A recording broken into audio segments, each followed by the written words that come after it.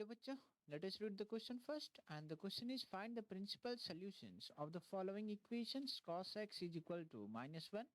So to solve this question, first of all we'll write some key concept here.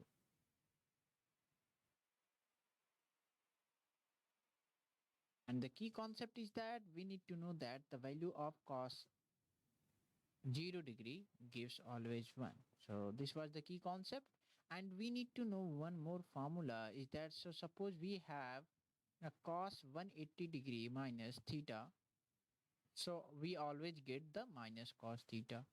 So this was the key concept. So let's come to the question. ठीक है, तो question में क्या दिया हुआ है कि cos x आपका क्या है, -1 के बराबर है.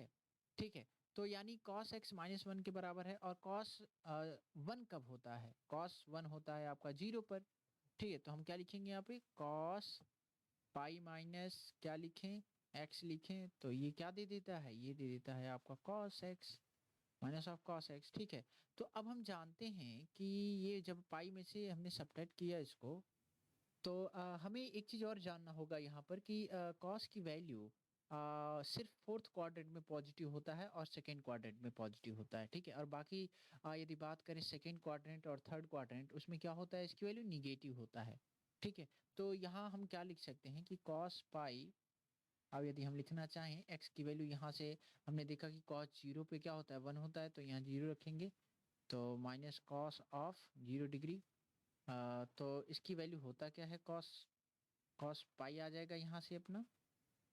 ठीक है, तो cos पाई यानी क्या, -1, क्योंकि cos 0 की वैल्यू तो -1 होता है, यानी फाइनली हमें मिल जाता है ये क्या, cos पाई. यानी x की वैल्यू क्या होगा, प्रिंसिपल सोल्यूशन क्या होगा हमारा, x इज इक्वल टू पाई होगा. ठीक है, तो यहाँ क्या लिखेंगे, सो only principal solution to the equation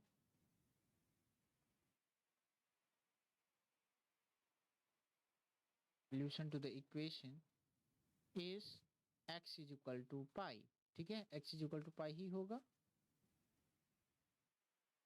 So hope you understood it well. Best of luck.